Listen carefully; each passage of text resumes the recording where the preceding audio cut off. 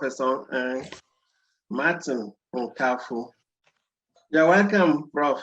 Thank you very much. You're welcome too. You have written an article on the leadership, authority, governance in African institutions yesterday, today, and tomorrow.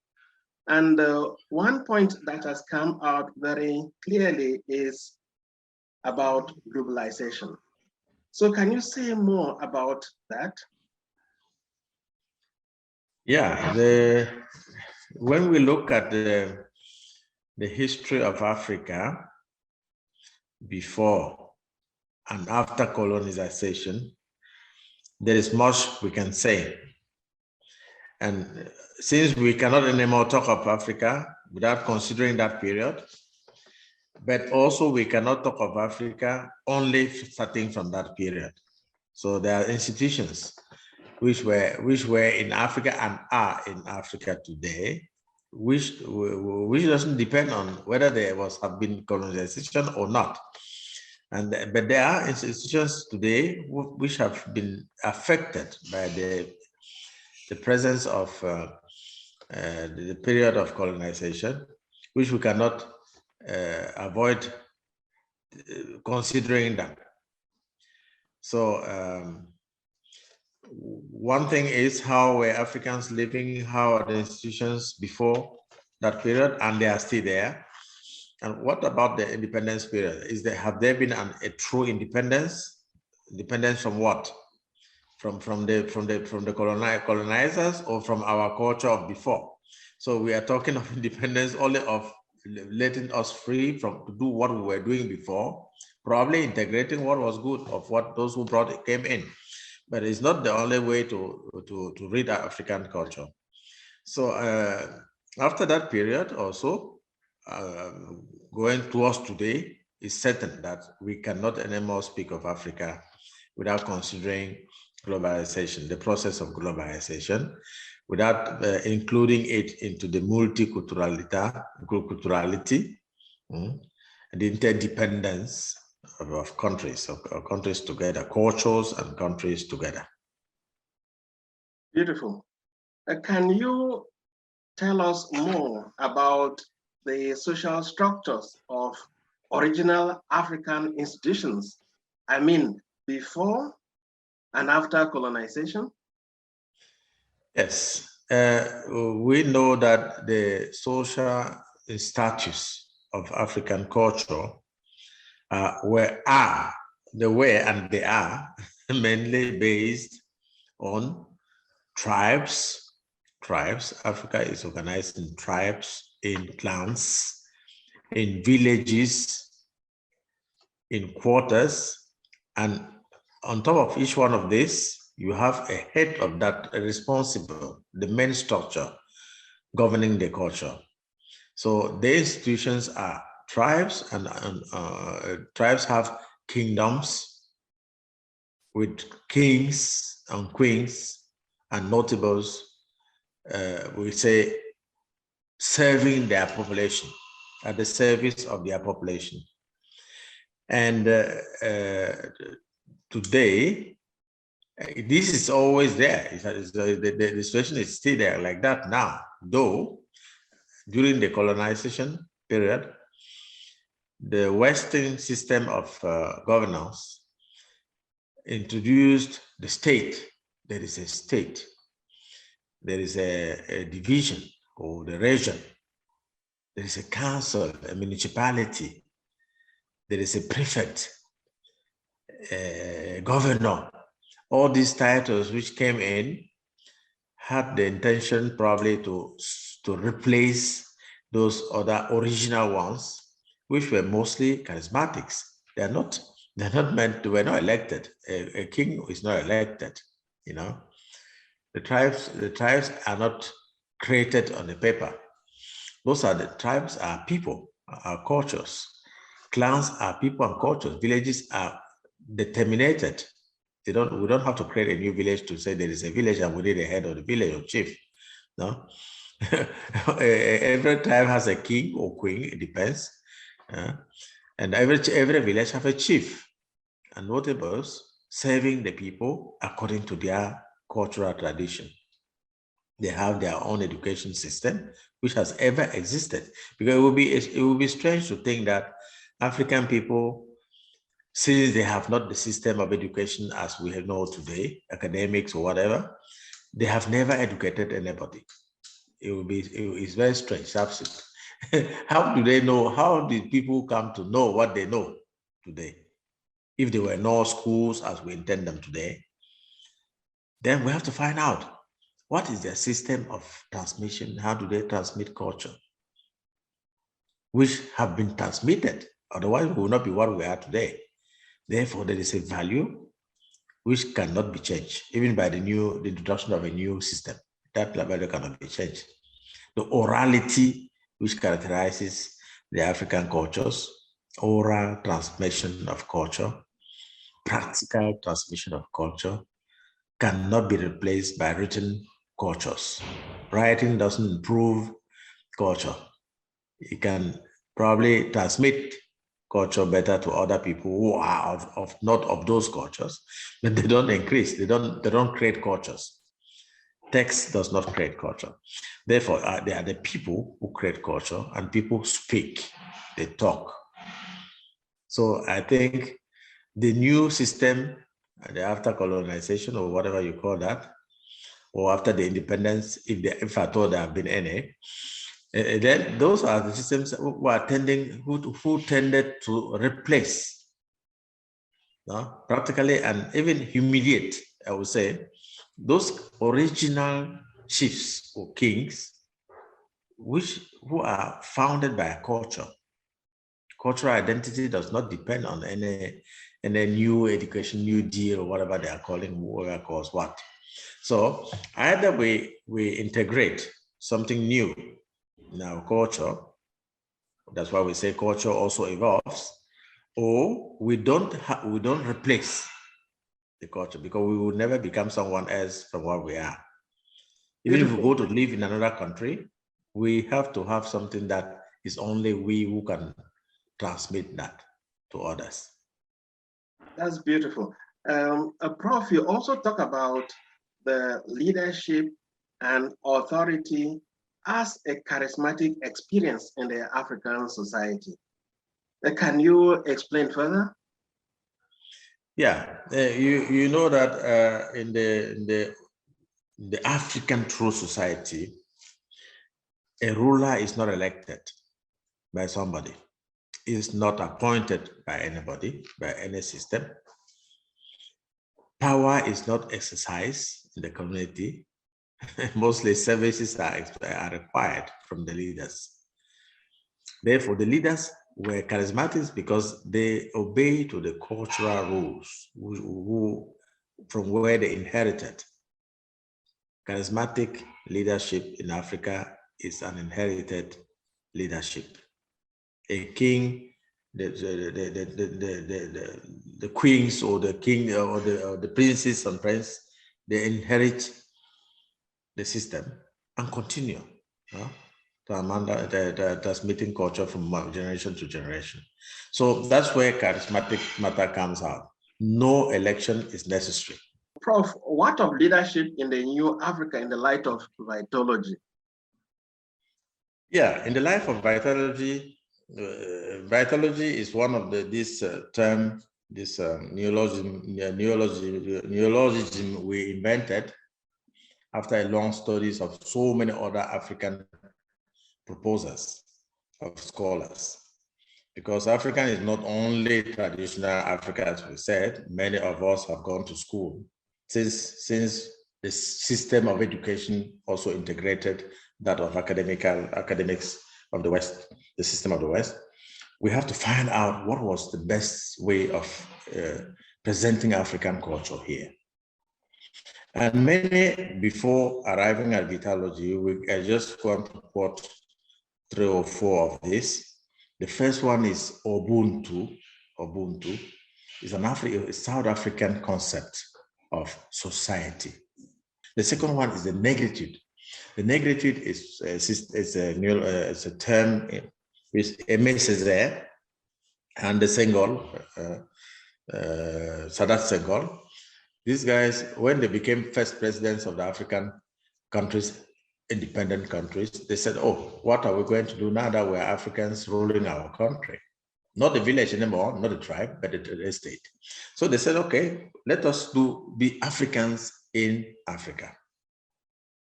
Negritude, being African in the world. That's those guys. They invented this to say, okay, let us try to bring what is ours, which cannot be brought to the table except by us. So they invented negritude. Then, just to leave it there, because we have to reflect afterwards. The second one, the third one is the Ujamaa of Nyerere. Nyerere is we're talking of the first presidents of Africa independent. That they become chiefs by election or by appointment. We don't know how they became those chiefs, those presidents, and so on. And anyway, they understood that they had to do something from their cultural point of view. Then this Ujamaa, fraternity, brotherhood, universal brotherhood of the Ujamaa, Tanzanian system of governance. The land belongs to everybody. Nobody has brought lands. When he was born, he didn't bring land with him. So everything belongs to everybody. So the redistribution of land to every citizen, the redistribution of work to everybody, because we are all brothers and sisters. If the country is conceived in this way, the common good can be perceived by everybody. That is Nyerere and his system. There is also, from the West African side, the conscientism of Kwame Nkrumah. Kwame Nkrumah is also one of the best African presidents of the early days. He's one of those who had the idea of one Africa, which today we are talking of African Union. Those are the guys who started about one Africa. Africa is one. At least the continent is there. You cannot say, you cannot divide it to say, no, we are different Africans. Only those who want to divide and rule will tell you, no, Africa is a lot of diversity. So let's talk about diversity. No, these guys said, no, Africa is one. Let us call to consciousness. Reflect on your being African and what you can offer to the others. That's a leader. We're talking of a leader, somebody who has assumed the responsibility of being a leader of his country. An educated, by the way, leader who have studied also, they have studied in the West. They have studied the Senegal, we were talking before, they studied in France, and these other guys studied in America, no? And the other ones in London, in England, and so on and so on. So putting all this together, through our own studies personally, we came to a point that all these philosophical terms that we've been studying in the West to become somebody. I have to do a master's degree, and they say, okay, you write on Kant, Immanuel Kant, or Aristotle, because that faculty, that's what people do there. If you want to be a philosopher, then you have to write on one of these guys here. Then when I came there, I had to become a philosopher according to them, according to my system. I said, but how can I become a philosopher thinking as someone else and never thinking of myself? Is that possible that I become a specialist of the other people and of me nobody is a specialist? What will become of my culture? Who will become a specialist of my culture one day? No, nobody.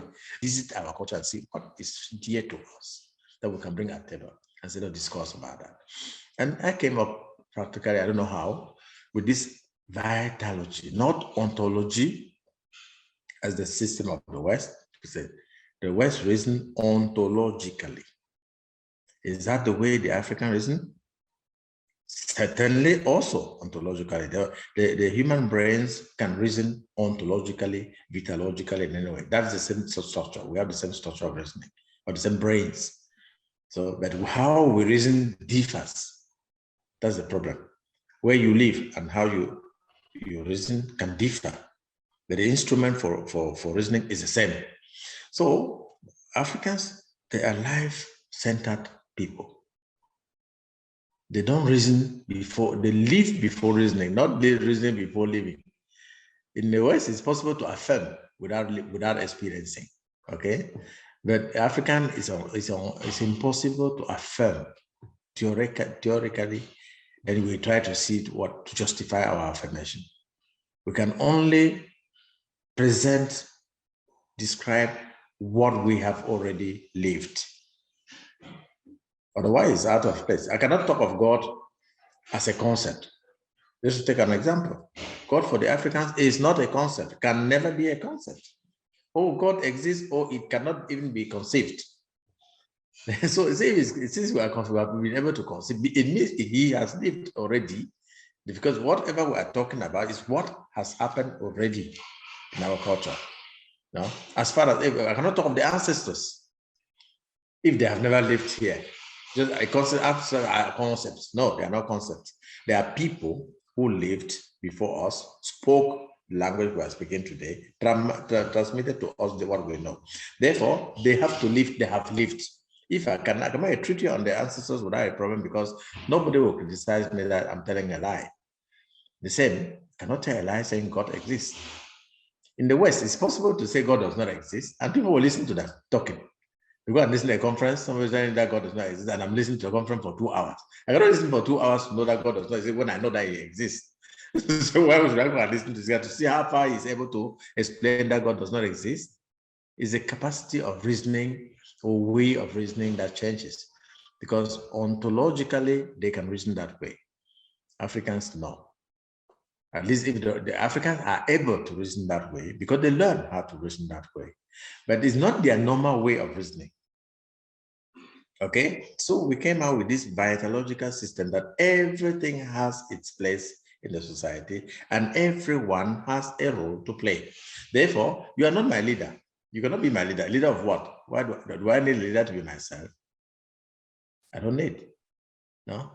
But in a group, in a community, we need a responsible who can now today be elected, because they are artificial. All our societies today are artificial society. They are not natural. No, the capital of Nairobi is not natural. It was created on paper. Somebody decided to come and be a town here which does not exist. So anybody who comes there become a member of that town, which is not true. There's no culture there. People will come there and pretend and then pretend that they need to express their culture, their tribal culture that they left in the village. They want to bring in the capital. No, we are the leaders of the town here, because we bring our Kikuyu tribe here, and we have to govern here. Or the Bamileke tribe, or the Igbo, whoever, they go to but because it was an artificial town, it was not a true tribe. Okay, so that's what I think. Vitologically, everyone has a place and a role to play, and everything belongs to everybody. That's the message we are giving here. If everything belongs to everybody, there is no need saying that I'm in charge of everything. You are in charge of everything to make sure that everybody have what he needs. That's okay, we agree, we welcome you. But if you are in charge of everything to have more, more for you and less for the others, it's not more African. So I don't know what I'm going so far, but just the terms are there. We can reflect in other cycles, in other moments, to see how leadership can be guaranteed in even an artificial society, where election will take place. Instead of inheriting, we elect, okay? And since we have elected, the term of office must be there. Why inheriting system, there is no term of office, because it is the structure itself that you are saving and not what you want to do. I conclude here. The agenda, there are two agendas. One agenda of the United Nations, which is the Agenda 2030. The objectives of that agenda, the sustainable development, that of the United Nations, to Agenda 2030. That of African Union, we're in Africa, is the Agenda 2063, the Africa we want. The objectives of the Agenda 2030 of the United Nations and the objectives of the Agenda 2063 of African Union have to be taken into consideration to build up the new Africa, the Africa we want. So I think this is what for now, we can leave it like this. Yeah.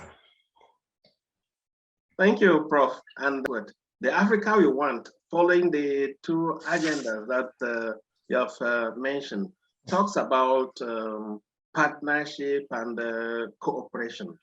Practically, any thoughts on this? Yeah, we can say that the Africa we want, as we said, cannot be separated from the globalized world. Okay, now that we are in the process of globalization, it's not more possible that the world is one. Okay, the world is the house of the common house, the house of everybody. Therefore, I can live in Europe, I can live in Africa, Europeans can live in Africa, everybody can live wherever, but the world is the house of all human beings.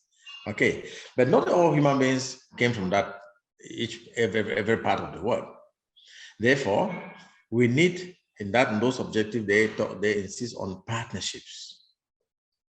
You don't come as before and take possession of the world in my land because you have power over me. You have to make agreement, partnership agreement, cooperation together. So you give and take. What do you give me and what do I take from you? You can't take my world and give me nothing, you know?